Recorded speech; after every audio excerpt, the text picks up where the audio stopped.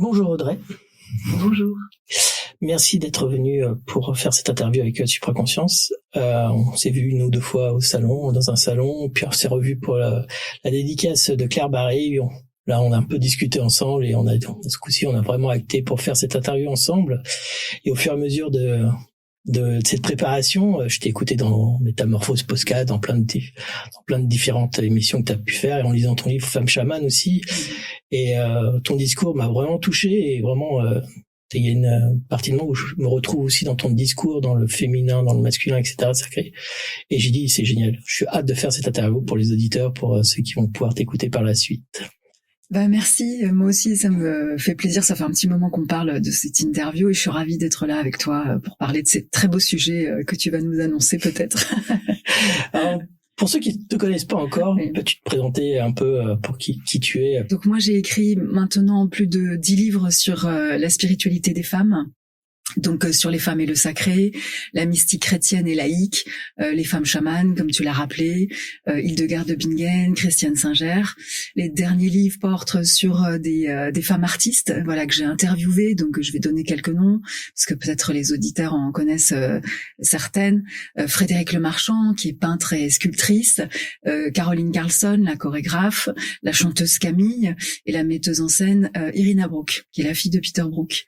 Donc voilà, ça c'est vraiment mon sujet de recherche depuis des années. Je suis venue vers ces sujets parce que déjà très jeune, voilà, en ayant grandi dans notre société moderne, contemporaine, avec toute une vision de la femme, marquée quand même bien marquée par la culture judéo-chrétienne, hein, qu'on soit croyante ou pas. Moi, il me manquait une dimension intérieure, mais déjà petite, tu vois, que j'arrivais pas à mettre des mots. J'aurais pas pu dire ça me manque, mais quand même ce qu'on me proposait, le modèle, je me disais non mais moi il y a quelque chose qui me convient pas, ça suffit pas, je cherchais plus en fait. Donc j'ai commencé à lire autour de moi, à m'intéresser et finalement j'ai trouvé chez ces femmes des réponses à une vie intérieure qui m'a comblée et qui est devenue mon sujet d'écriture préféré, comme on l'aura bien compris, et surtout une quête aussi intime. Donc voilà, ça c'est vraiment mes livres. Je fais quand même pas mal de conférences sur tous ces sujets-là. Et maintenant, j'anime des ateliers d'écriture et je fais quelques retraites sur la spiritualité féminine que je vais développer en 2026, notamment à l'étranger. Qu'est-ce qui t'a poussé à écrire sur le féminin sacré? Qu'est-ce qui t'a amené à explorer cette voie du féminin à travers les âges, les cultures, les figures mystiques? Et quelle expérience quel appel personnel a déclenché ce chemin d'écriture et cette recherche en fait? C'est vraiment dans la continuité de ce que j'étais en train de te dire. Donc, c'est-à-dire qu'au départ, il y a vraiment ce désir profond d'une compréhension intime de moi-même et d'aller chercher finalement cette part manquante, voilà, que la société me proposait pas, en tout cas mon éducation, même si on était quand même très ouvert et qu'il y avait une vision aussi qui ne refusait pas le spirituel, hein, voilà, j'ai dit le mot, le grand mot. Donc voilà, je me suis tournée naturellement vers des femmes qui parlaient déjà, enfin qui avaient vécu cette dimension intime et qui étaient publiques, si tu veux, dans le sens où elles en témoignaient, et donc voilà, qui pouvaient être des phares pour des femmes comme moi, des jeunes femmes comme moi à l'époque, et d'autres. Donc ça s'est en fait, ce désir-là, il a rencontré mon désir d'écrire, que j'ai découvert un peu. Je me suis pas levée un matin en me disant je vais écrire, comme des fois, tu sais, tu te dis. Tu vois une étiquette et tu voudrais être écrivain. Moi, je me suis jamais dit ça. Il y avait pas d'étiquette. Je savais écrire, donc j'ai écrit. C'est venu mon premier livre. Je savais même pas que j'allais l'écrire. Je vais te raconter comment ça s'est passé parce que c'est une jolie anecdote. Mais au départ, j'écris un documentaire sur les femmes spirituelles. Je vais pas détailler le projet parce que c'est pas, voilà. Et ben, ce projet se fait pas. Je suis jeune, j'ai beaucoup de choses à apprendre. Il faut que je revoie le dossier et tout. Et puis je fais des recherches. Et à un moment donné, sur mon ordinateur, je vois 50 pages écrites de recherches avec des titres, un titre plus général. Et je me dis, mais ça c'est le début d'un livre. Donc je le continue. Je connaissais aucun éditeur. Autour de moi, on me disait si tu connais personne, tu vas écrire, tu seras jamais édité de ta vie. Enfin bon, il y avait vraiment les gens très encourageants, n'est-ce pas? Voilà, donc j'ai vraiment suivi ce désir et tu vois, c'était cette recherche personnelle qui a rencontré vraiment ce don de l'écriture. Je dis le don de l'écriture aujourd'hui, je pense sans prétention, parce que après tant de livres, j'ai travaillé dans le journalisme, j'ai aussi écrit, ça je le dis rarement, mais j'ai aussi écrit un scénario de long métrage pour le cinéma. Donc je suis plutôt du côté fiction. Voilà, je peux dire que je sais écrire, on va dire. Donc c'est vraiment rencontré. Et puis moi j'avais, je sais pas tellement pourquoi, parce que c'était pas quelque chose qu'on m'a inculqué dans ma famille. Moi je voulais donner la parole aux femmes. J'avais vraiment le sentiment que dans le domaine de la spiritualité, on entendait beaucoup d'hommes que je ne rejette pas du tout. Hein. C'est pas, c'est mieux les femmes et pas les hommes, pas du tout. Mais c'est juste que moi j'étais une femme et je n'avais la parole que d'hommes. Donc j'ai fait des très belles rencontres spirituelles d'hommes, voilà. Mais là aussi, il me manquait quelque chose. Et à un moment donné, j'ai rencontré des femmes et j'ai eu envie de leur donner la parole. Et c'est là, dans mes recherches, que j'ai découvert bien évidemment toute cette histoire des femmes qu'on connaît très bien sur un plan politique, social, économique. Aujourd'hui, il y a beaucoup d'actions pour essayer de retrouver une sorte d'équilibre des droits, mais ça mettait aussi en lumière tout le fait que leur parole spirituelle avait été occultée. Comment on a brûlé les sorcières, mais bien avant ça, déjà, c'était des prêtresses et puis très vite, voilà, nos cultures judéo-chrétiennes qui nous ont rattrapés, on les ont fait taire. On leur a donné des rôles très subalternes, ou alors on a minimisé leur message, ce qui est le cas par exemple de Marie-Madeleine dans la Bible. Moi, j'ai découvert après 40 ans, alors j'ai très honte quand je dis ça, mais parce j'ai grandi en me disant Marie-Madeleine c'est une prostituée, c'est ce qu'on m'avait dit. Et après 40 ans, je découvre que c'est un petit peu plus complexe que ça, un peu plus subtil, et que le mot prostituée n'a pas la même valeur, n'avait pas la même valeur à l'époque que à la mienne, par exemple une femme pas mariée, qui n'avait pas d'enfant, qui avait osé suivre du temps de Jésus un maître spirituel homme sans l'autorisation du père, du frère ou du mari, eh bien était considérée comme prostituée. Tu vois, voilà, donc il fallait tout remettre en perspective.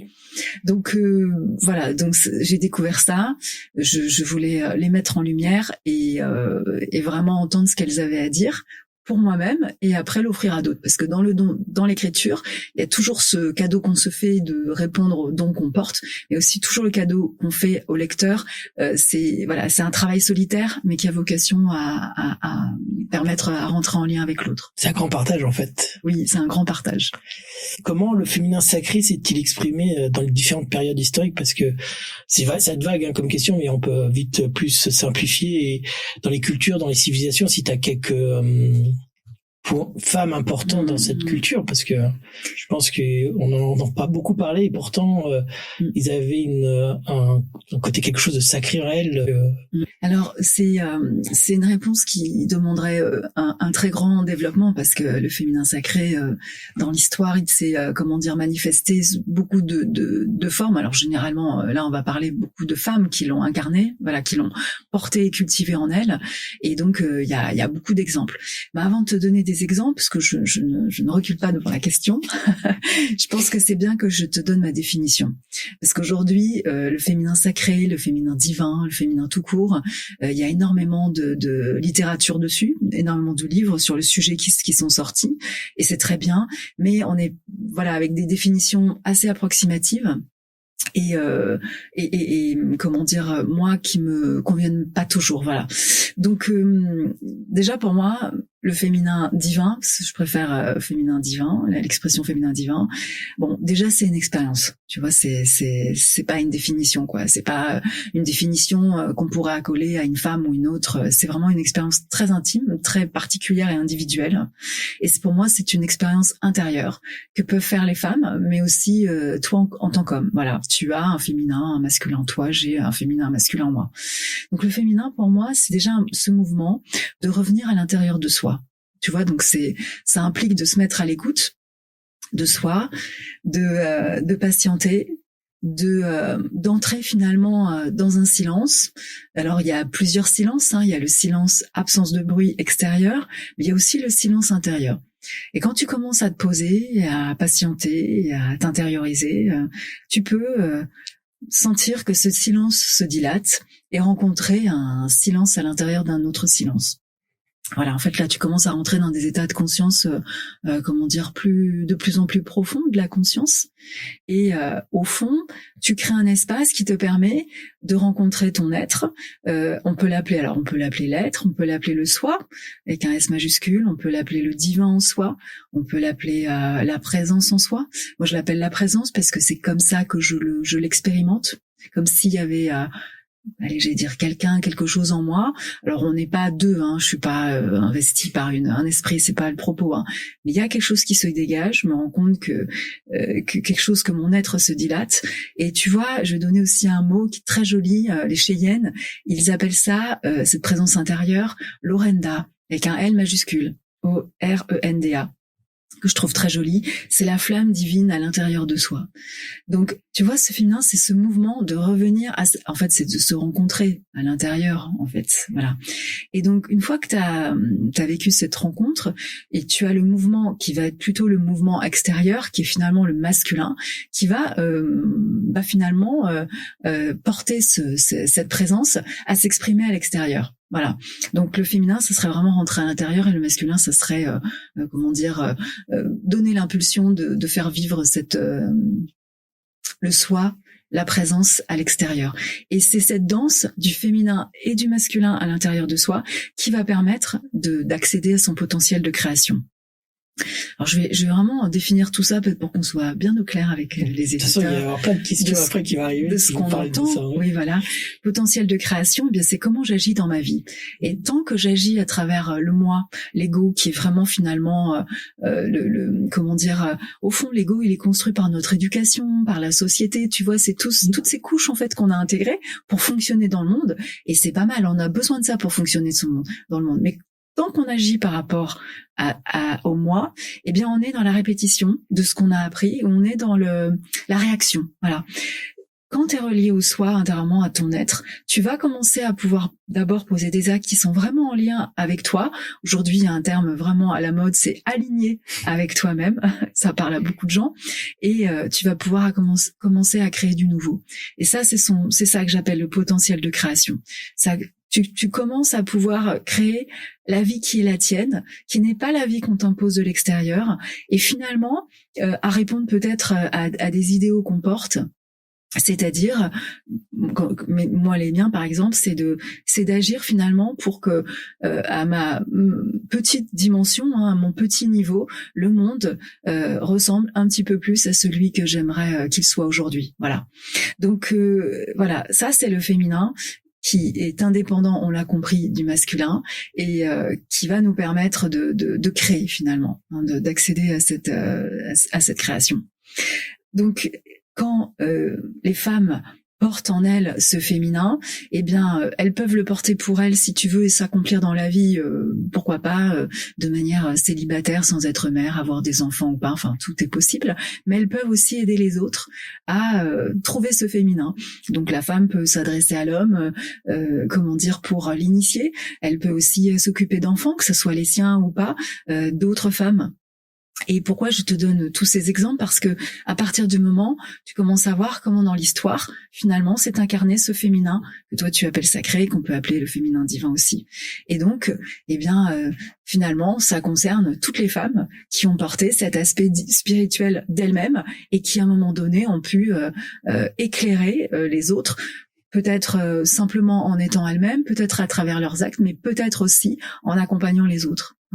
Donc on peut citer les sorcières. Pourquoi je cite les sorcières? Parce que c'est vraiment à la mode en ce moment, tout ce bagage de la femme qui est reliée à la terre, qui va être guérisseuse, qui va vraiment être en lien avec son pouvoir du dedans, comme l'appelle Starhawk. Donc c'est une figure aujourd'hui de l'écoféminisme néo-païen contemporain, si tu veux. Donc voilà, elle parle du pouvoir du dedans. Donc les femmes qui sont reliées à ce pouvoir-là vont pouvoir véritablement œuvrer pour la terre, œuvrer pour les femmes, œuvrer pour une politique et une justice sociale plus égalitaire, tu vois, entre les hommes, les femmes, qui prennent soin des femmes, des enfants, de tout le monde, mais aussi de la terre-mère et du vivant. Donc voilà, les sorcières, mais tu vois, on a l'équivalent avec Starhawk aujourd'hui. Ça peut être aussi démonial. Moi, j'ai pas peur de parler aussi de ces femmes. Enfin, peur, il s'agit pas d'avoir peur, mais ne mettons pas de côté aussi toutes ces femmes qui se sont vraiment investies dans les ordres religieux, puisque pendant longtemps, les femmes n'ont pas eu beaucoup d'autres choix que d'y appartenir. Moi, j'ai beaucoup travaillé, par exemple, sur Hildegard de Bingen, qui a porté ce féminin sacré, qui a eu des expériences très mystiques, qui avait une expérience avec Dieu qu'elle appelait la lumière vivante. Moi, je trouve ça très beau, et parce que c'était pas un Dieu qu'on lui avait inculqué, c'était un Dieu qu'elle a rencontré en elle-même et à l'extérieur. Elle avait des visions, elle faisait des prophéties, elle donnait des prophéties, elle était prophétesse, et donc elle annonçait comme ça le futur, non pour effrayer ses contemporains, mais finalement pour leur rappeler quelle importance ça avait de faire son salut ici-bas, ici et maintenant, tu vois. Donc en fait, en gros, faire son salut, c'était d'aller à la rencontre de soi-même, c'était se transformer vraiment spirituellement. Voilà, je peux donner aussi un autre exemple, Christiane Singer aussi, sur laquelle j'ai écrit, voilà, que peut-être beaucoup d'auditeurs connaissent. Si vous la connaissez pas, courez lire n'importe lequel de ses livres. Et donc Christiane Singer, femme moderne, qui n'est plus de ce monde, mais qui est presque encore là avec nous, je dirais, incarne ce féminin parce que finalement, dans tout son projet spirituel, je peux pas tout détailler parce qu'on pourrait faire une émission rien que sur elle, mais a vraiment porté une connaissance vivante, une sagesse, c'est une connaissance en action, et je dirais même une beauté. Et ça, pour moi, c'est une féminité qui vient de ce féminin habité, en fait. Voilà, parce qu'il faut pas confondre le féminin et la féminité. Voilà, c'est pas tout à fait la même chose. Je suis d'accord avec toi. Qu'est-ce qui signifie pour toi vivre avec ce féminin-là? T'as parlé de tout le féminin, etc. Et qu'est-ce qui ça t'a transformé dans ta vie aussi, dans la femme que tu es maintenant, oui. Et chez un homme? Qu'est-ce qui permet à l'homme de se reconnecter avec ce féminin? Alors, répondre à ta première question, en fait, ça change tout. Quand tu commences vraiment à faire cette expérience dont je parlais tout à l'heure, donc cette expérience d'intériorisation, cette expérience du silence, cette expérience de la rencontre intérieure pour finalement vivre une vie plus agrandie, on va dire plus vaste, tu vois, qui soit pas seulement limitée à notre corps, à l'idée qu'on serait matière et qu'on serait dans une mécanique, si tu veux, objet et résumé de tout ce qu'on nous a inculqué, quoi. Voilà, qu'on répéterait un petit peu ce que papa et maman nous ont dit, ou la société nous a aussi rabâché. On accède à une très grande liberté.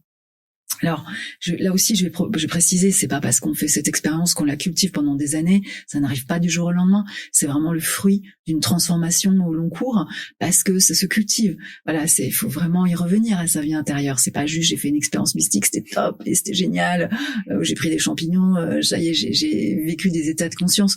Je juge pas ces expériences, mais ce que je regrette, c'est quand on m'en parle, et que finalement, ça a allumé, ça a créé une étincelle, ça a créé un feu, mais qui n'est pas cultivé après, si tu veux. C'est-à-dire que voilà, on a compris dans ces expériences qu'il y a des états de conscience modifiés qui nous font comprendre que on n'est pas que lié à ce qui est résumé à nos idées du mental, si tu veux, mais il y a des prises de conscience qui ont besoin d'être cultivées après, tu vois, voilà. C'est pour ça que j'insiste bien sur l'idée que ça se cultive. C'est un travail au sens très noble du terme.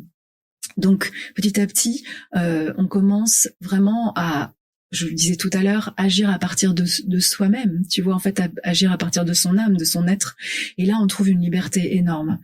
Et ce qui est très beau, c'est quand on touche à cette liberté qui se fait petit à petit, parce que nos conditionnements sont très très forts. Il faut beaucoup de temps pour les changer. Eh bien, on peut commencer à aimer véritablement. C'est-à-dire que il s'agit plus, ce n'est plus un amour qui s'adresserait de moi à un autre moi, qui projetterait, si tu veux, ses désirs et qui attendrait que l'autre moi y répondre ou vienne les combler. C'est un amour qui est libre, de présence à présence, qui est totalement désintéressé, et à partir de là, il peut se passer aussi des choses nouvelles. Et ça, on en reparlera tout à l'heure, quand on parlera du couple. Donc, tu vois, voilà, ça nous amène à une liberté, à un amour différent. Et là, je parle pas d'amour en tant que vague sentimentalité. Je parle vraiment d'un amour qui est structurant, qui est redressant, voilà, c'est un amour où on est pied dans le sol et la tête dans les étoiles, quoi. Et on fait la jonction entre terre ciel, tu vois, voilà. Donc c'est un amour unifiant. Ça, on peut le dire, c'est très important, parce qu'il s'agit pas de vivre que dans cette part spirituelle et pas être dans le matériel. Non, il s'agit d'unifier absolument tout. Et une autre conséquence de cette vie qui est très très importante, c'est que quand ta relation à toi change, ta relation à l'autre va commencer à changer, à l'autre, en face de toi, avec le monde et avec la nature.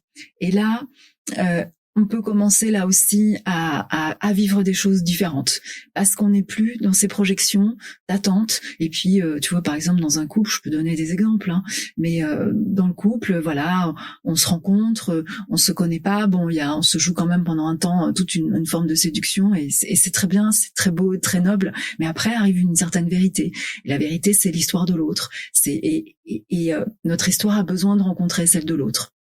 Quand le voile un petit peu de cette séduction est tombé, eh bien, il y a une réalité qui est pas toujours, qui est pas, peut-être pas aussi belle, voilà. Et c'est dans cette rencontre que va se jouer l'amour. Tu vois, avant on est amoureux, mais ça c'est une impulsion, c'est le premier feu. Et après il va falloir maintenir ce feu qui est véritablement celui de l'amour à travers cette rencontre avec peut-être toute une forme de désillusion, mais pour aller vers la vérité de l'autre.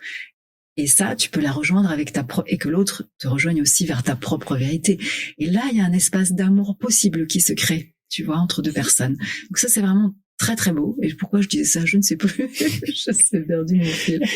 On était sur le rôle féminin à l'intérieur de soi quand on l'intègre. Oui, voilà. Mais je suivais mon fil. Bon, voilà. Oui, c'est ça. Je voulais donner l'exemple du couple, comment pouvait se jouer la transformation d'une relation. Voilà. Donc ça, c'est un exemple de comment ça peut transformer et comment ça peut ouvrir, j'ai envie de dire, de nouveaux chemins qu'on est toujours libre ou pas de prendre ou pas.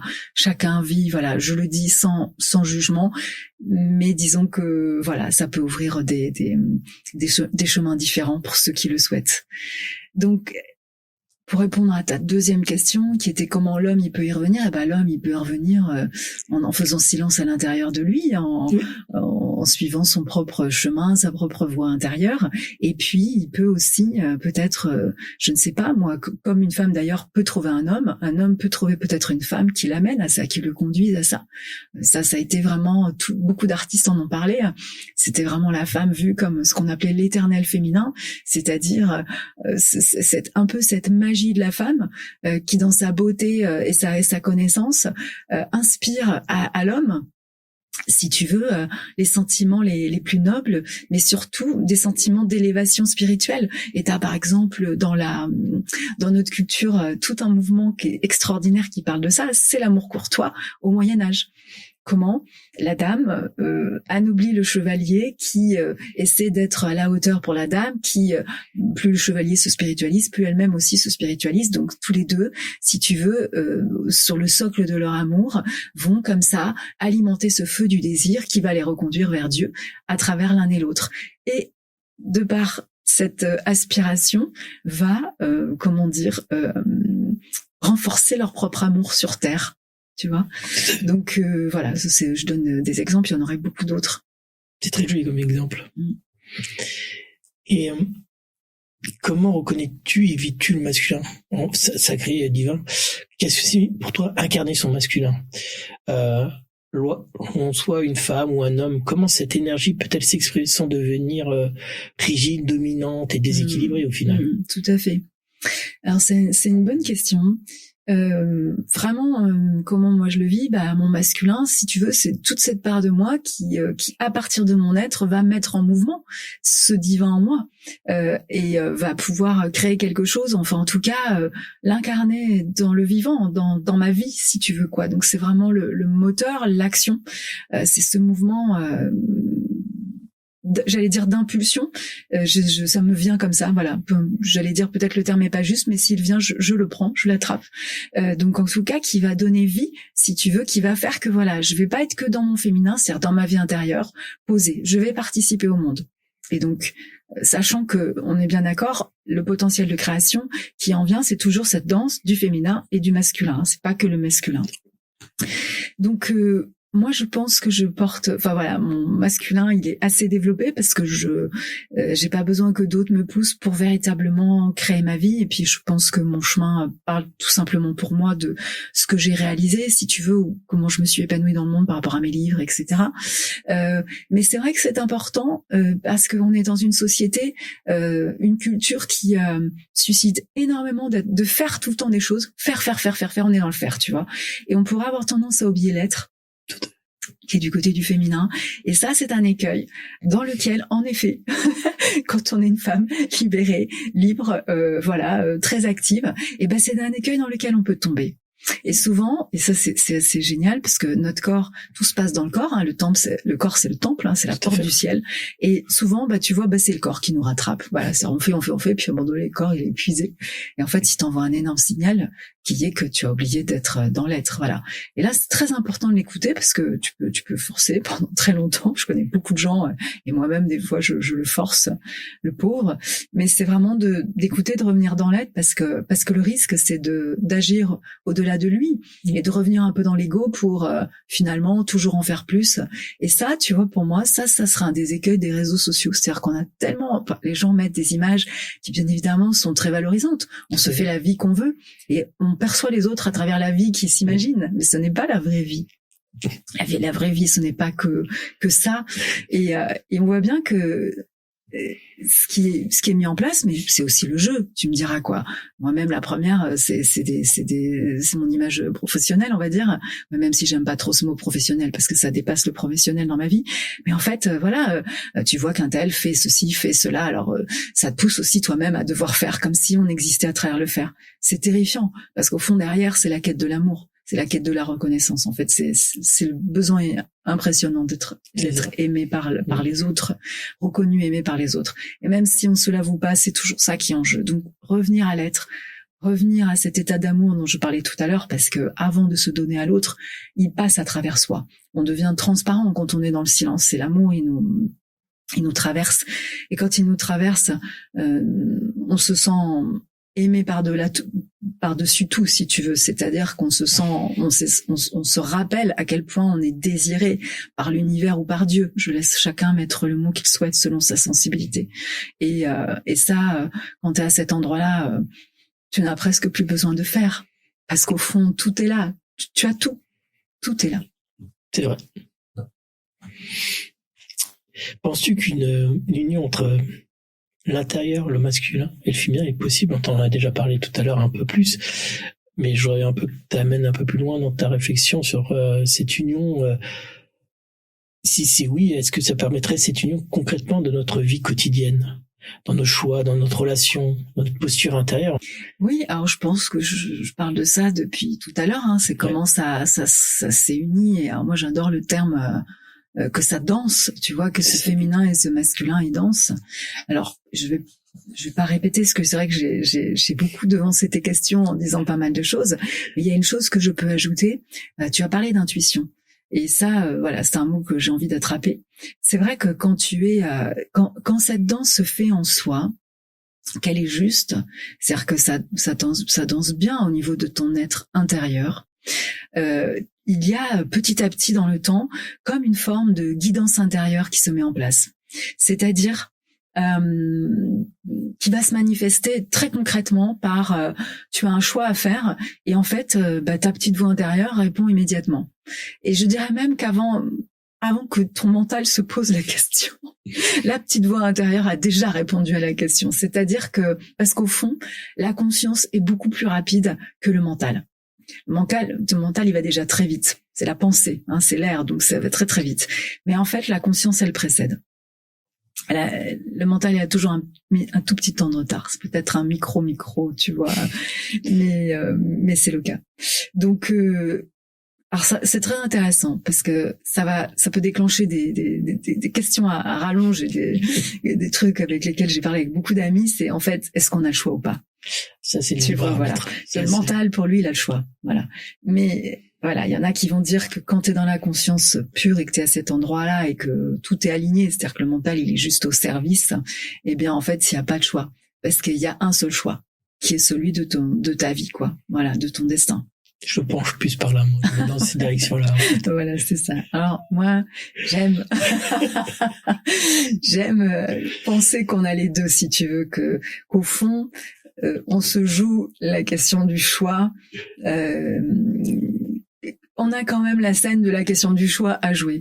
Et je te dis ça, dernièrement, je suis tombée sur un extrait de Matrix, le film Matrix, le premier, ou le deuxième, je crois que c'est le premier, où en fait, pour tous ceux qui connaissent le film, à un moment donné, le héros rencontre une oracle, une femme avec une grande sagesse qui lui tend un bonbon et lui il le prend pas et elle dit qu'elle savait qu'il le prenait pas. Alors il lui dit mais si tu savais que je prenais pas ce que tu me proposes, comment c'est quoi, est-ce que finalement je fais un choix ou pas, finalement est-ce que tout est déjà écrit? Et elle lui sourit parce qu'elle est pleine de bienveillance et elle lui répond, alors j'ai adoré la réponse auquel j'ai beaucoup réfléchi dernièrement, qui disait mais tu n'es pas là pour faire des choix ou tu es là pour comprendre pourquoi tu les fais. Et j'ai trouvé ça intéressant. C'est-à-dire, au fond, c'est trouver le sens de notre vie véritablement profonde. Et quand je dis profonde, c'est qui est animée par cette vie intérieure de notre être, qui est au plus profond de nous-mêmes, et non pas, si tu veux, tout ce chemin qui nous a inculqué, les études, le métier qui ferait plaisir à un tel ou un tel, ou à ta future femme ou à ton futur mari, etc. Enfin, tu sais, ce plan de vie où moi j'appelle ça cocher les cases, pour que tu te rends compte à 40 ans, à 50 ans que c'était pas du tout ce que tu voulais faire. Donc il faut vite que tu trouves une conversion, mais malheureusement t'as des enfants, c'est compliqué. Enfin bon, bref, c'est tout ça. Je dis pas que c'est pas bien, parce que de toute façon, je crois pas qu'on se trompe dans la vie. Je pense qu'on est là pour apprendre.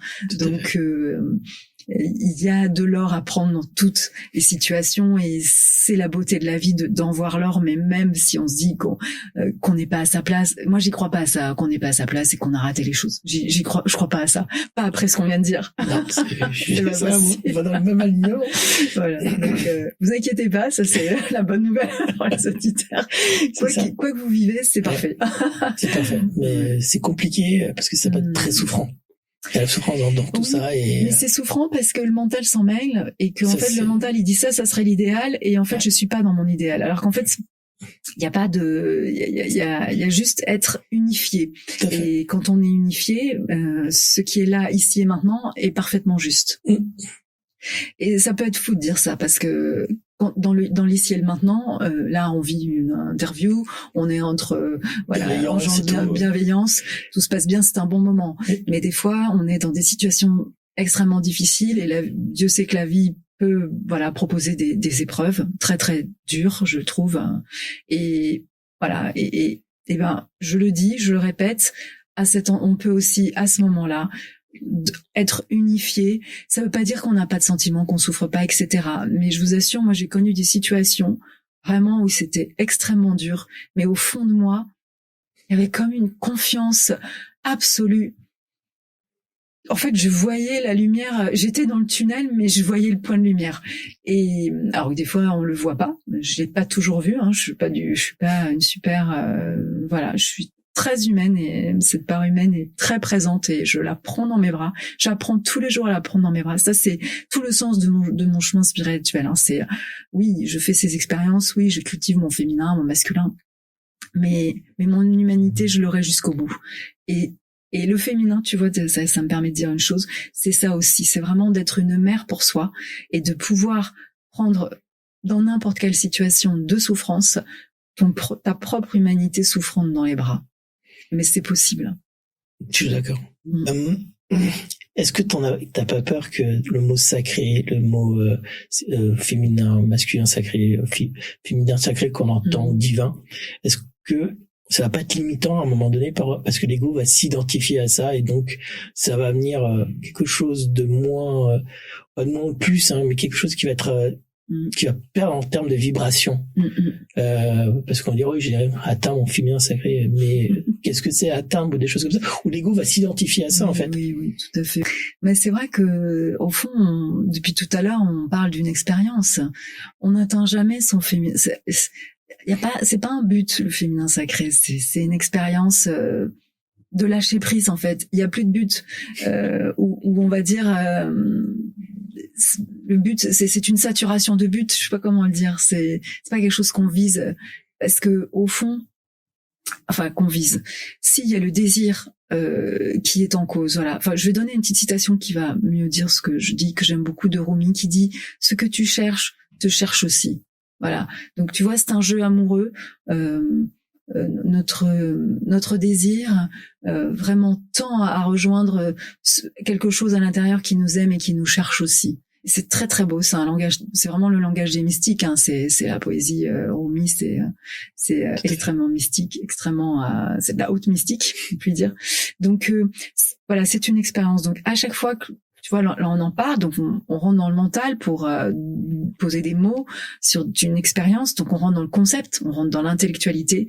Bah, bien évidemment qu'on perd beaucoup de choses, en fait. Voilà, mais c'est le jeu. On est on est dans ce monde qui est duel, qui est multiple. Mais c'est aussi la beauté du vivant. C'est cette unité qui s'est fractionnée pour voilà, qui est tout ce qu'il y a autour. Mais c'est vrai que c'est fractionné. Voilà. Bah, la pensée c'est pareil. Donc ça, c'est des concepts, on met des mots et c'est un petit bout de la vérité. Et c'est pas la vérité complète. Voilà. Et c'est vrai que le risque, est toujours. C'est pour ça que le féminin sacré, ça se cultive en fait. On y revient. Et c'est que l'ego, il se croit arrivé quelque part. Et là, c'est terrible parce que quand l'ego pense, quand le mental se referme sur cette idée qu'il est arrivé, il y a comme un arrêt. Je suis arrivée, c'est un arrêt. Donc au fond, c'est une stase, alors que une stase intérieure, voilà, j'y suis. Alors qu'en fait, comme je disais, au fond, c'est toujours une danse, c'est toujours un mouvement, c'est comme une respiration.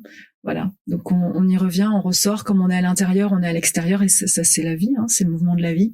Donc j'y suis arrivée, non. Après, on peut bien évidemment, dans le chemin spirituel, vivre des étapes où on a passé des caps. Il y a vraiment des moments dans la vie, on a passé des caps, on retournera pas en arrière. On peut avoir des petites rechutes de conscience, mais c'est pas durable. Et c'est parce que justement c'est pas durable et que tu te prends plus les pieds dans le tapis comme avant, où tu te fais des dépressions pendant 4 semaines sur un truc absolument anodin, mais parce que tu en sors très très vite, que tu te dis, ça y est, il y a quelque chose qui a commencé à se modifier. Et ça c'est heureux parce que bon, voilà, on a besoin à un moment donné de se dire qu'on a intégré des petites choses. Voilà. Mais voilà, tout se fait en filigrane, et puis plus tu intègres, et puis tu sens que tu as des choses à intégrer, puis tu sens que c'est sans fin. Et que le chemin de la conscience, c'est immense. C'est vaste. Comment rester fidèle à son féminin dans sa monde qui pousse à l'uniformité, et certaines formes de féminisme où il pousse parfois à la comparaison, voire à la compétition avec les hommes. Et pour toi, comment une femme peut-elle s'exprimer sa puissance, sa créativité, sa liberté, tout en restant enracinée dans sa douceur, dans sa sensibilité et dans sa présence aimante? Et comment honorer son choix, en fait? Oui. C'est difficile parce que c'est vrai que, comme je disais tout à l'heure, c'est une société qui nous pousse vraiment, mais profondément, entre femmes et hommes, à la compétition, à la production. Il faut produire, il faut créer. On n'est plus du tout à l'écoute de nos propres cycles naturels, tu vois. Les sociétés traditionnelles, par exemple, quand une femme avait ses règles, elle prenait ce temps, si tu veux, de repos, qui était aussi un temps d'ouverture à l'inconnu, au spirituel. Donc toute leur vie était spirituelle, mais c'était vraiment un temps particulier d'écoute à elle-même et de l'univers et de ses messages, d'ailleurs, parce qu'on disait que dans ces temps-là, elle revenait avec des visions pour elle-même et toute la communauté. Donc ça allait très très loin quand même, tu vois, sur la place de la femme. Et alors nous, dans notre société, on est complètement coupé de ça. Donc c'est un vrai travail de revenir vers son corps, vers cette écoute. vers cette patience d'un monde qui n'est pas patient. C'est tout de suite vite. On a été poussé à consommer, à ce que nos désirs. Voilà, on va au supermarché, on donne une pièce, on a quelque chose en échange qui vient nourrir un besoin, comme manger par exemple. Donc et tout ça, quand tu le vois à des échelles d'objets, de tout ce qui existe et de tout ce qu'on peut consommer, qui sont, je dirais, pour la plupart absolument inutiles, mais qui sont inventés pour qu'on fonctionne aussi. Je pense au téléphone portable, tu vois, avant on s'en passait très bien, maintenant on saurait même plus comment faire. Bon, on retrouverait génération sans portable. Hein. Voilà, donc tu vois tous ces trucs inutiles. Donc c'est vrai qu'il faut beaucoup de volonté pour ne pas se laisser happer par le système et puis toujours revenir à soi. Tu vois, pas se perdre en fait, parce qu'on peut se perdre et on peut rentrer dans le jeu de la compétition et faire aussi, tu vois, pour exister et pour être aimé en fait, tu vois. Et là on se repère. Donc il faut être vraiment à l'écoute de son désir, très fidèle à ça, y revenir vraiment. Et ça c'est toute une discipline. Et moi, je dirais, en plus de la discipline, c'est de rajouter éventuellement des rituels. Alors, j'appelle soit des rituels, soit des temps pour soi. Ça peut être des rituels si on est porté vers le rituel, mais aussi, par exemple, prendre un temps pour la prière, prendre un temps pour la méditation, prendre un temps pour l'oraison, prendre un temps pour faire silence. Tu vois, et moi vraiment et s'y accrocher, mais alors je dis s'y accrocher parce qu'au début on s'y accroche et après petit à petit ça devient comme une respiration. On peut plus ne pas le faire. Voilà, par exemple moi je prends des temps de silence, mais à n'importe quel moment de la semaine, même si je suis dans le rush comme on a l'expression, tu vois, avec plein de choses à faire. Et avant j'essayais de caser un truc de méditation dans un emploi du temps hyper chargé.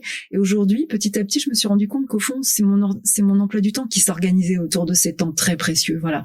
Donc à un moment donné, tu as une soif inextinguible qui va faire que très naturellement, la première chose qui va te venir avant de répondre à tes 300 mails qui t'attendent, 30 mails, n'exagérons rien, eh bien c'est de répondre à cet appel-là. Et là aussi, tu sais que tu as passé un cap sur ton chemin quand tu es à cet endroit-là. Mais tu peux vraiment beaucoup te faire happer parce que la vie est très très sollicitante, on va dire. Donc surtout dès que tu as une vie active et encore plus quand tu as une vie active au contact des autres. Donc ça c'est l'écueil. Tu vois, c'est l'écueil. Voilà, j'écris des livres, je fais des conférences. Voilà, il faut que je dévoile, délivre plutôt ce message, tout ce dont on est en train de parler. Mais et là, ça demande de l'humilité aussi, c'est de se dire voilà, moi je suis pas grand-chose, je reviens à moi-même, à cet endroit-là de vérité et d'être.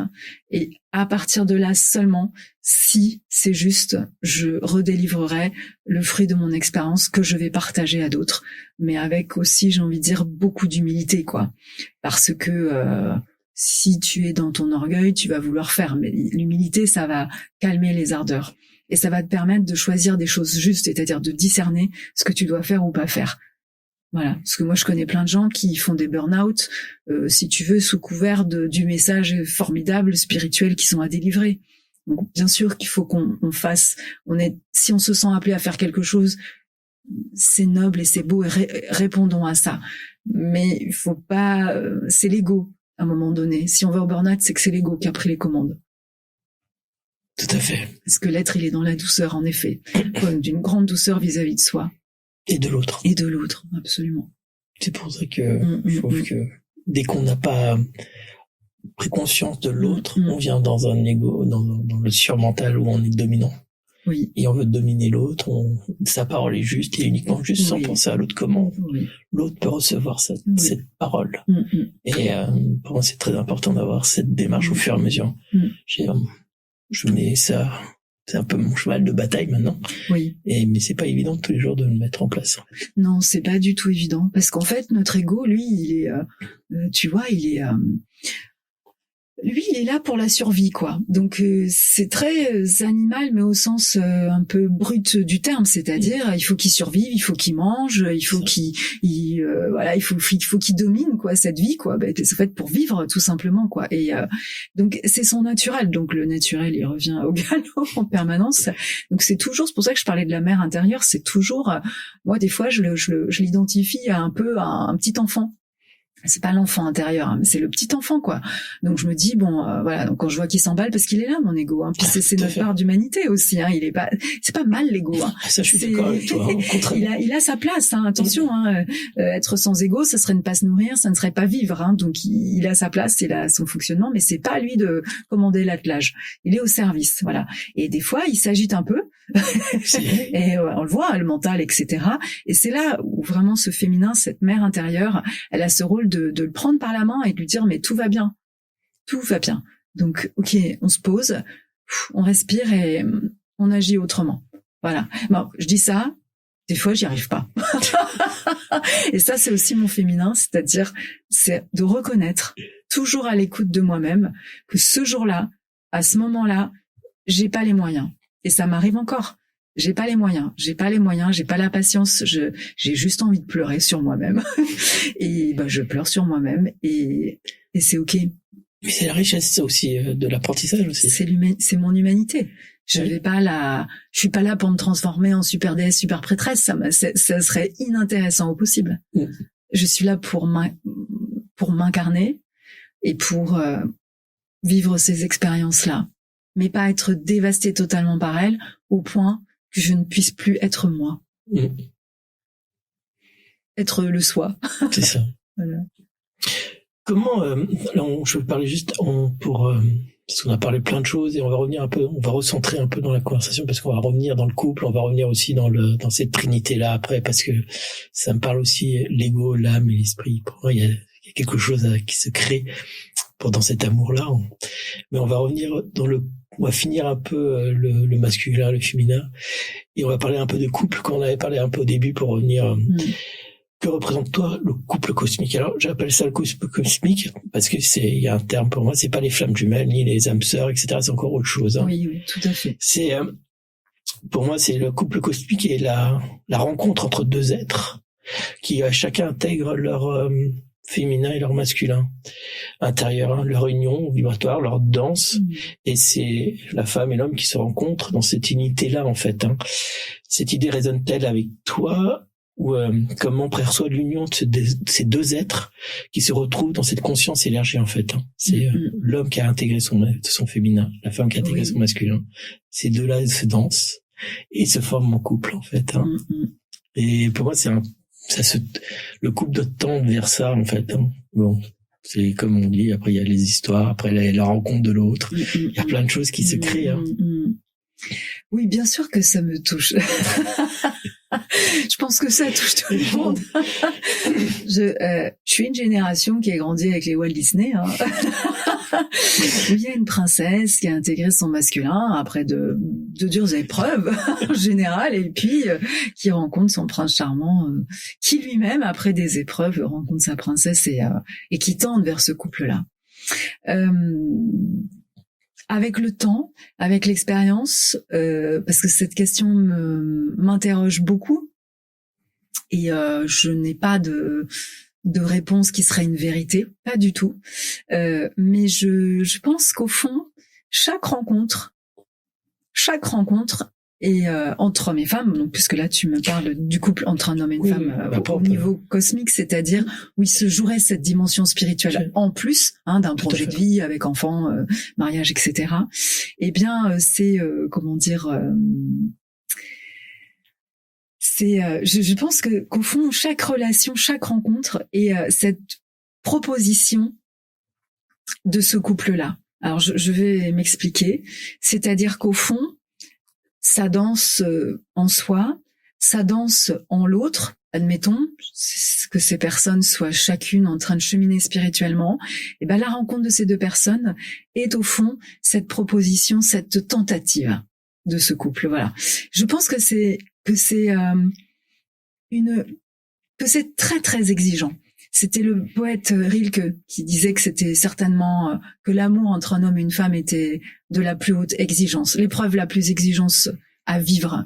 Et je suis pas loin de penser la même chose. Je pense que c'est très exigeant parce que il y a beaucoup de choses qui se jouent, tant sur le plan de l'ego. En fait, il y a tout qui se rencontre dans le couple cosmique, tous les niveaux. Donc il y a les âmes qui peuvent se connecter, etc. Mais il y a les corps qui ont besoin de se connecter. Il y a l'esprit, il y a l'ego aussi, parce que quand je disais l'ego, c'est ces deux histoires qui se rencontrent. Et quand je dis deux histoires, c'est aussi deux blessures qui se rencontrent, parce que nos histoires sont aussi cabossées. C'est rare de rencontrer l'autre qui a pas de blessure ou que toi t'en as pas. Moi j'en connais pas. Hein. Après, je connais des gens qui ont des chemins de résilience extraordinaires. Hein. Mais je veux dire, même quand la résilience est là, il y a quelque chose qui vient ouvrir. Parce qu'au fond, je pense que ce qui se joue dans la rencontre aussi, en plus de l'amour, c'est vraiment l'ouverture à cet espace intime. En fait, c'est la plus grande ouverture. C'est le plus grand lâcher prise. Parce que, au fond, si on veut que l'amour jaillisse, il faut qu'il nous traverse soi-même et qu'il traverse l'autre. Pour qu'au fond, cet amour qui nous traverse mutuellement se rejoigne pour faire un amour plus grand, qui serait une sorte de troisième, si tu veux, quoi, avec le deux que constituent les deux personnes. Et pour ça, il faut se désentraver complètement. Il faut se désidentifier totalement. Or, l'autre, il vient pour justement, en général, réveiller les blessures intimes, les blessures de cœur, les blessures d'amour. Donc, c'est ce contre-feu presque, j'ai envie de dire, qui devrait apaiser le feu, enfin, qui devrait le stopper, et qui, en même temps, va comment dire, mais qui est aussi, qui risque de brûler le tout, quoi, voilà. Et l'ego, il rechigne totalement à se l'ego, il veut pas s'identifier. Lui, il croit qu'il est ce qu'il est. Mais, je sais pas si je suis claire, hein, mais disons que bon, je vais quand même continuer dans ça, mais c'est vraiment, voilà, c'est tout ce qu'on peut lâcher pour être d'une transparence telle qu'à ce moment-là, cet amour, il peut rejoindre l'autre et que son amour puisse nous rejoindre et créer quelque chose d'autre. Donc c'est l'épreuve la plus exigeante, parce que tant qu'on n'a pas réglé ses blessures, tant qu'on croit être complètement ce qu'on est, et Dieu sait que les blessures qui font mal, c'est pas qu'une illusion, parce que c'est dans notre corps. Le corps fait mal aussi dans les épreuves, tu vois. Donc c'est très difficile. Et pourtant, je trouve que cette tentative est d'une beauté profonde. Et d'une beauté vitale. Voilà, c'est magique, ça rend la vie magique. Et c'est terrible parce que souvent cette magie, cette belle magie se transforme en choses en difficiles ou en souffrance parce qu'il y a un échec. Mais au fond, peut-être que l'amour, c'est puissant de ce couple cosmique, c'est l'acceptation de cet échec, c'est-à-dire que nos humanités ne peuvent être portées que par le divin en soi pour accéder à cet amour qui serait presque d'ordre de l'absolu, et qu'au fond, il faut vraiment beaucoup, beaucoup, beaucoup d'humilité pour se dire qu'on chemine avec ces deux humanités, puisqu'on est deux personnes à ce moment-là, et qu'au fond, l'amour, ça va être cette tentative répétée d'échec, main dans la main. Donc tu vois, je suis pas en train de donner une définition du couple cosmique qui serait ouais, c'est super, on s'entend à tous les niveaux, c'est génial, et puis alors il passe dans la rue, il brille, tu sais. C'est ça. Moi j'en connais pas. J'en connais pas. Par contre, j'ai rencontré des très beaux couples où vraiment l'un et l'autre fonctionnaient de manière très belle et complémentaire, mais pas forcément sans accroc, pas forcément en étant toujours d'accord, mais par contre il y avait une belle, il y avait quelque chose qui se passait entre eux, et je le ressentais parce que ceux qui étaient autour bénéficiaient de cette harmonie-là. Et ça, je me suis dit, c'est peut-être ça le couple cosmique. Mais quand tu parles avec eux, tu te rends compte qu'ils vivent aussi au quotidien, et qu'au quotidien, passe-moi le sel et t'as pas à racheter de poivre. Et en fait, ils le vivent aussi, et que en fait, ils y échappent pas, tu vois. Et moi, tu vois, voilà, pour moi, ça me ramène à ça, ça me ramène vraiment au quotidien, ça me ramène à cet humain, petit humain, ça me ramène à cet endroit-là, l'amour, le couple cosmique. Je te rejoins parfaitement sur ce côté-là. De toute façon, on se retrouve dans la matière et puis c'est surtout comment l'autre va réagir à la situation. Si on a travaillé sur soi, on a appris qui on était, on va pas réagir de la même façon, on va être dans l'écoute et on va essayer d'amener une sorte de créativité pour résoudre sans pour autant augmenter la colère, etc., alimenter cette colère. On sera déjà dans désamorçage de tout, en fait. Je trouve que, et puis on prendra conscience que l'autre aussi a vécu des choses, donc je pense qu'on est dans cette dimension-là, dans le couple cosmique, hein. C'est comme tu dis, hein. C'est la vie, hein. Quelquefois on peut être en désaccord, mais c'est la façon d'être en désaccord qui va changer avec l'autre. Oui. On sera plus en confrontation, on sera plutôt dans comment on peut on sera dans le cœur, quoi. En fait. On reviendra dans le rapport à l'autre. Après, l'amour, c'est pas éviter les conflits ou ça rejoint ce que tu dis, en fait, hein. C'est vraiment accueillir aussi ce vivant-là entre deux personnes. Et moi, je pense qu'au fond, le plus grand obstacle au grand amour, ou au couple cosmique, ça serait la peur de l'amour. La peur de l'amour avec un A majuscule. Parce que je crois que la question de l'ouverture totale, c'est comme, au fond, c'est mourir. Au fond, c'est mourir pour l'ego. Donc, c'est insupportable et effrayant. Parce qu'il est effrayé, l'ego. L'ego, il veut pas mourir, puisqu'il sa fonction, c'est de nous tenir en vie. Donc, ouais. Voilà. Donc, pour parler parce que moi je suis dans l'ego, je suis quelque chose, j'ai une philosophie avec l'ego. Donc, voilà. Mais je suis tout à fait d'accord, il y a une partie, mais il est effrayé pour moi. Et il est juste la peur, en fait. Comme tu dis, l'enfant, un ego, c'est un petit enfant, et d'un coup, faut lui apprendre ce que c'est que l'amour. Oui, voilà. Bah alors, je tiens vraiment à dire à nos auditeurs que je marche sur des œufs quand je dis tout ça. Et vraiment, j'ai réfléchi en même temps que je réponds à ta question, mais en aucun cas je n'énonce une vérité, ou je veux dire c'est le fruit de ma petite expérience très très très humble, parce qu'à cet endroit-là je me sens vraiment toute petite et je sens que j'ai énormément de choses à apprendre.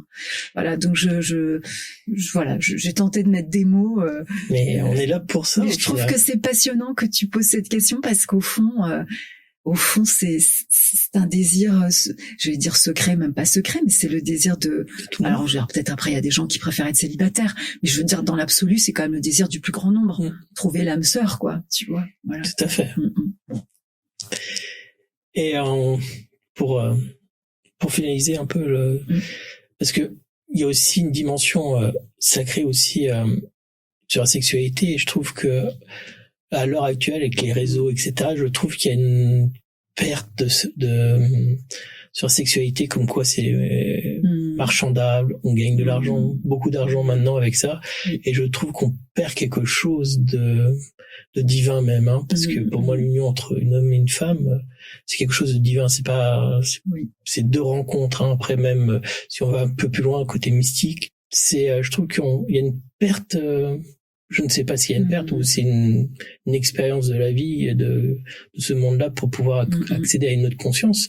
Mais vu qu'on parle du féminin sacré, de cette rencontre avec soi, avec de l'amour pour soi, etc., quel est ton point de vue au final Je te rejoins tout à fait. C'est vrai que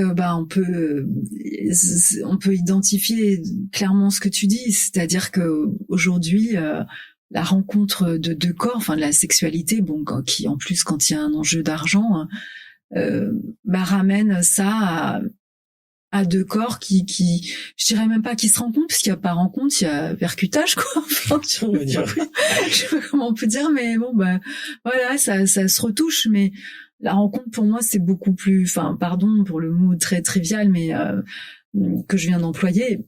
Je l'ai dit parce que la rencontre c'est quelque chose de plus subtil pour moi. Je pense quand même que c'est vraiment important d'avoir conscience que quelle que soit l'intention qu'on a dans la tête, enfin en soi, quand on rencontre un autre, quand on va vers un autre pour un acte sexuel, il faut quand même avoir en tête que ce sont des mélanges d'énergie, et que même si on croit qu'on s'aime pas, que c'est juste une question d'hygiène, je ne sais pas, ou juste un acte de plaisir payé, tarifé, eh bien l'énergie après, on porte l'énergie de l'autre et l'autre porte la nôtre. Et c'est pas anodin de porter les énergies de l'autre. Déjà de porter les siennes, et c'est une responsabilité aussi de faire porter nos énergies qui seraient pas entre guillemets nettoyées à l'autre. Parce qu'au fond, après cette énergie, elle est là. Et il faut qu'elle se digère, il faut qu'elle soit transformée, etc. Et elle a un impact.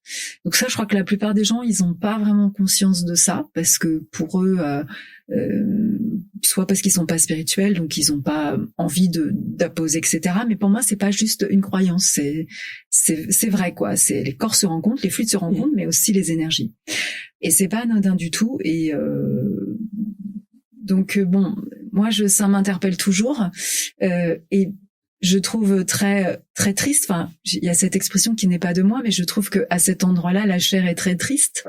Voilà, parce que une fois la notion de plaisir passée, il reste rien en fait. C'est le vide. Alors que justement, je pense que la sexualité d'ordre sacré, justement, t'amène au tout. De manière complètement gratuite, en fait. Gratuite, là je parle pas en termes d'argent, mais ce que je veux dire, c'est que c'est une grâce. C'est donné, en fait, de surcroît. Et je pense que c'est ça le but réel de la sexualité. Donc, et que même si comment on dirait que il y a procréation au bout de cet acte-là, c'est-à-dire qu'il y a un enfant, ben, je trouve ça beau, cette idée que l'enfant, qu'un autre puisse naître véritablement de ce tout, voilà. Et je suis sûre d'ailleurs que l'enfant va porter ces énergies d'amour qui vont être là ou pas d'ailleurs en jeu, et qu'il aura quelque chose à faire après de manière inconsciente ou pas, ou consciente si jamais il est amené à faire un travail dans sa vie là-dessus. Donc c'est voilà, moi enfin voilà, là aussi je marche un peu sur des œufs, j'y vais tout doucement, on va dire, parce que je peux pas imaginer que ça puisse pas être un acte sacré. Pourquoi ? Parce qu'à partir du moment où je fais le chemin que je fais, entre ce féminin masculin, à un moment donné, au fond, quand notre vie commence à changer à travers tout ce que j'ai pu exposer, il y a vraiment l'idée que tout est sacré, en fait. Respirer, c'est sacré. Boire, prendre une gorgée de ce bon thé que tu nous as préparé est quelque chose de sacré. Faire à manger, l'acte le plus simple est sacré, en fait. En fait, c'est un nouveau monde, c'est quelque chose qui s'ouvre. Et à ce moment-là, faire l'amour va être sacré avec mon compagnon. Donc, et qu'en plus, dans ce sacré peut être encore donné cette grâce de toucher un troisième qui pour moi est le divin. Donc je trouve que c'est ça qui donne tout son sens et aussi sa saveur à la vie et à l'amour partagé. Donc voilà, pour moi la sexualité c'est très important, ça vient à ce niveau-là, la sexualité va vraiment permettre de comment dire, d'ancrer encore plus l'amour dans la matière des corps, la matière de la chair, la matière vivante, et en gros de nous incarner, de l'incarner, et c'est beau. J'ai déjà une philosophie sur la Trinité, je prends il y a le côté laïciste, il y a d'autres aussi religions qui parlent du Père, du Fils et du Saint-Esprit, et pour moi il y a une Trinité qui se crée entre l'ego, l'âme et l'esprit. Et cette Trinité-là, ces trois dimensions, quand ils vibrent, ça vibre dans le cœur. En fait, il y a une vibration qui se crée, et s'harmonise. En fait, c'est d'harmonisation. Et et qui s'ouvre une conscience plus vaste et plus grande. Et est-ce que ça te fait un sens à toi? Quelle est ta vision sur cette Trinité intérieure, en fait? Oui, ça fait écho. Je le dirais pas de la même façon que toi, mais ça fait écho dans le sens par rapport à cet état d'unification dont je te parlais au début de l'entretien. C'est-à-dire, comment dire, c'est-à-dire que notre part immatérielle il y a l'idée qu'au fond, le moi et le soi doivent vraiment s'unifier, quoi. Le moi, notre personnalité, tout ce qu'on croit être, tout ce bagage, Audrey, en fait, donc, ou François Xavier. Donc, ça, c'est notre moi, c'est le fruit de notre histoire, le fruit d'une éducation, et on en a besoin pour fonctionner, on va pas s'en priver. Mais voilà, à un moment donné, l'idée, c'est que ça s'unifie vraiment avec cette part intérieure et que ça puisse fonctionner intelligemment pour construire la vie que l'on souhaite. Donc voilà, donc ça me parle parce que voilà, l'ego dans ce dont je te parle n'est pas du tout mis de côté. Il a sa place, mais pas du tout en termes de voilà, c'est pas à lui de dominer, c'est pas lui qui doit commander l'attelage, c'est vraiment l'être qui doit être en premier, tu vois, qui doit donner l'impulsion de chaque mouvement d'une action.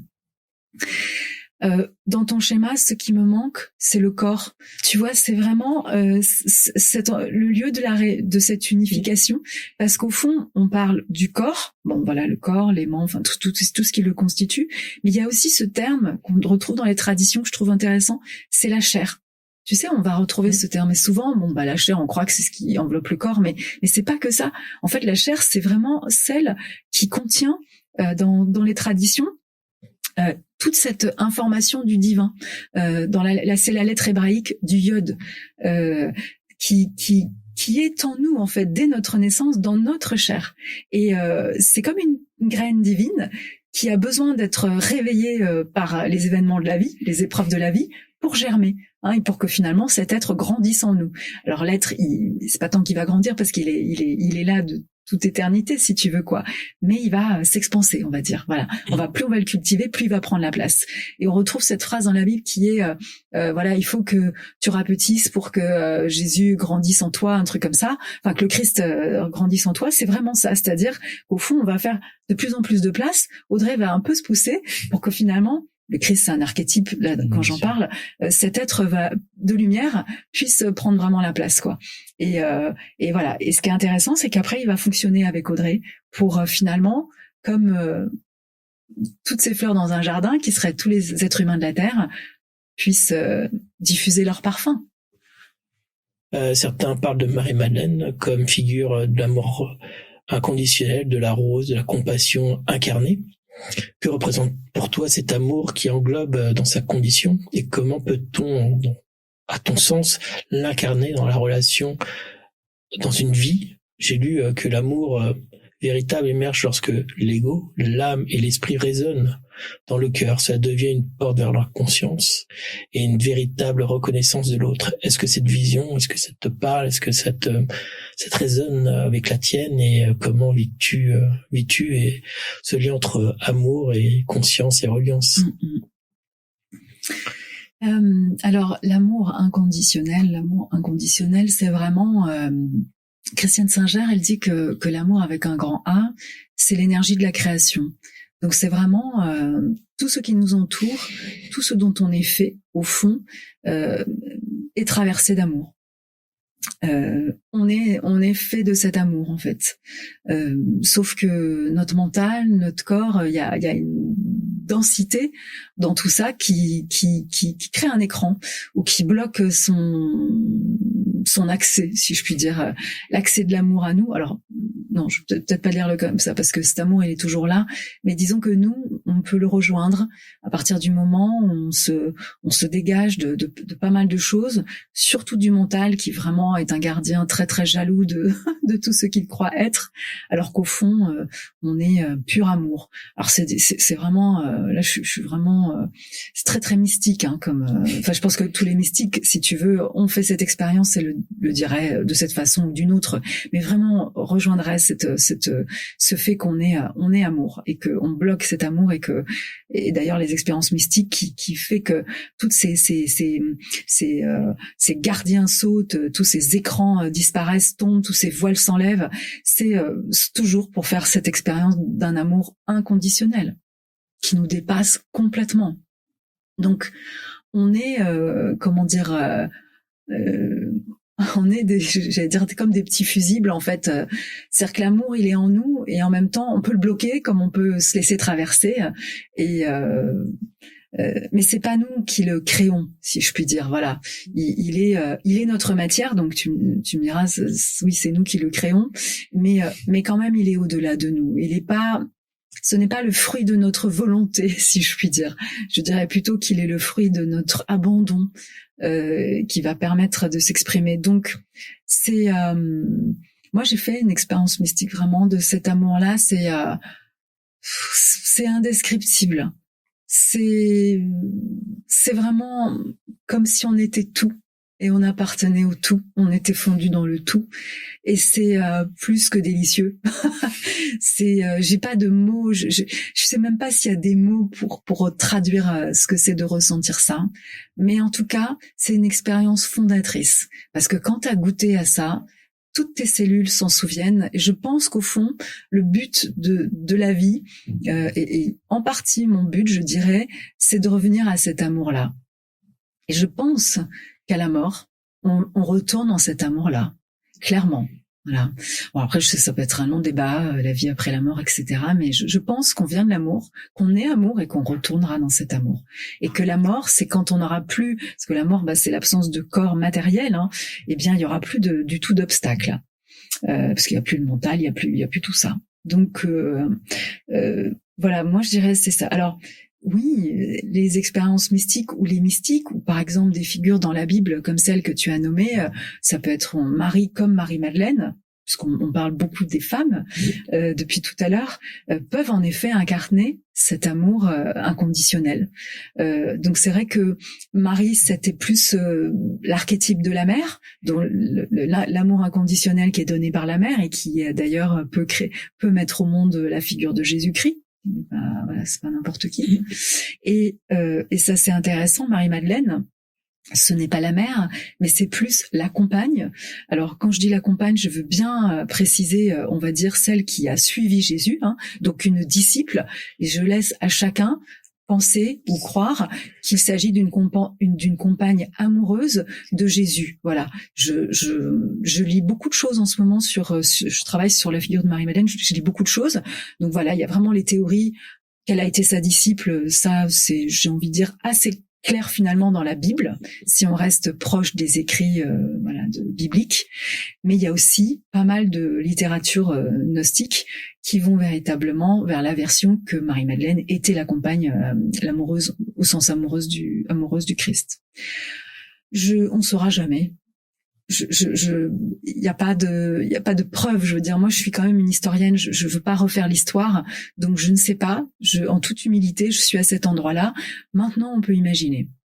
Mais là, ce qui est intéressant, c'est en tous les cas de se dire que cette figure de compagne, c'est-à-dire une femme qui n'est pas celle qui va mettre au monde Jésus-Christ, donc qui est quand même un statut très particulier, la mère de Jésus, mais qui peut, elle, être son disciple, et ensuite, finalement, une prophétesse, une sage femme. En tout cas, c'est celle qui détient la connaissance vivante, et qui va pouvoir, bien évidemment, la partager à d'autres.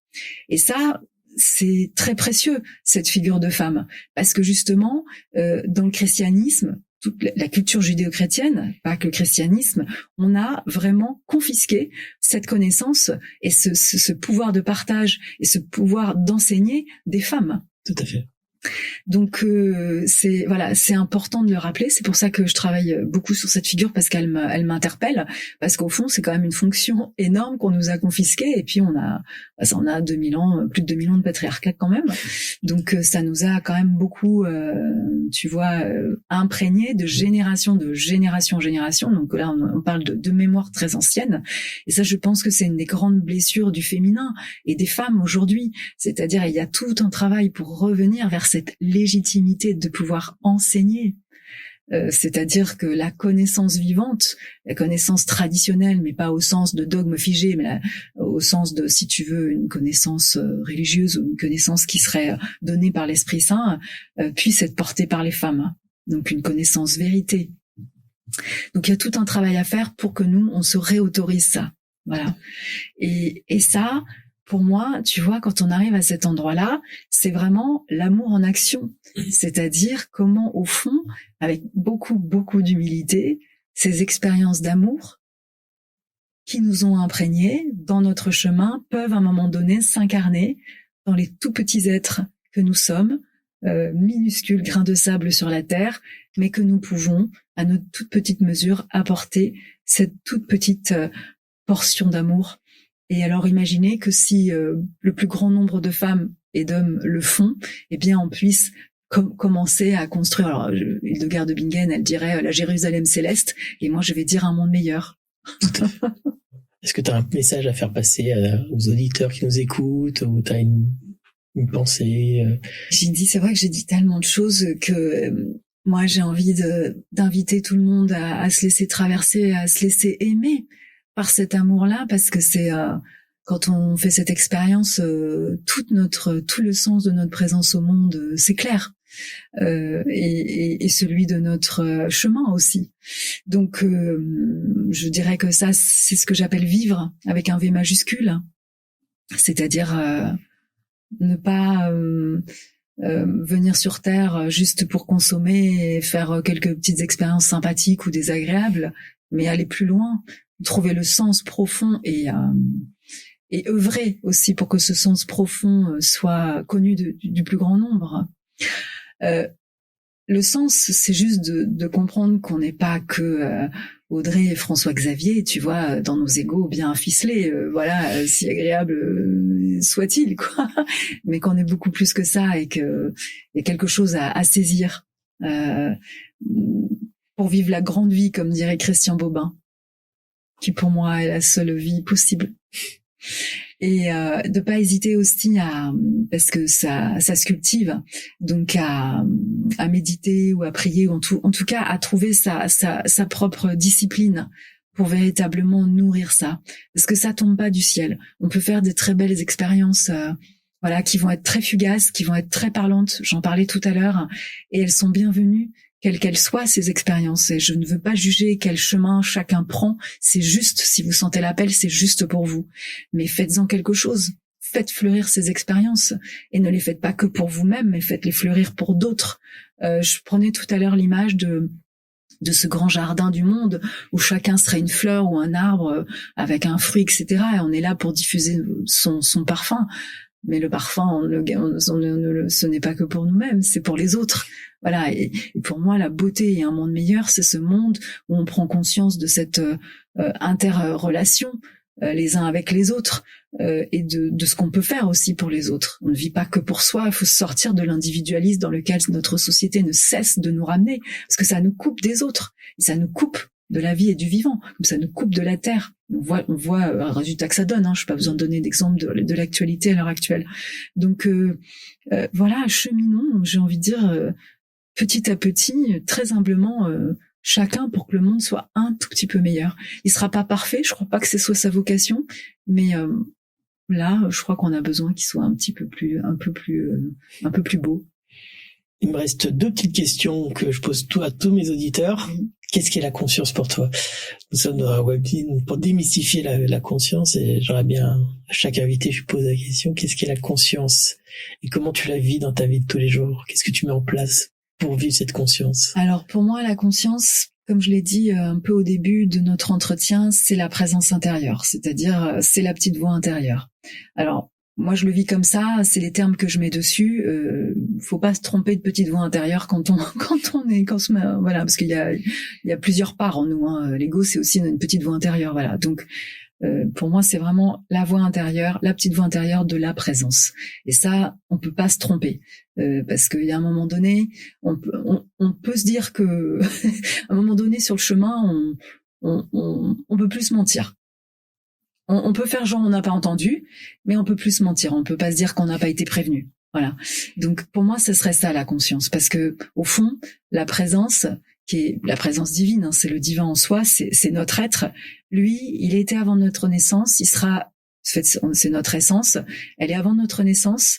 Elle est, voilà, intégrée dans ce corps et de par l'âme, et elle sera après notre mort. Donc elle est continue. Sa vie ne s'arrête pas. C'est ça pour moi la conscience. C'est quelque chose qui n'a pas de début, qui n'a pas de fin, qui fait partie du grand tout, mais qui peut s'individualiser à un moment donné dans une vie humaine, par exemple.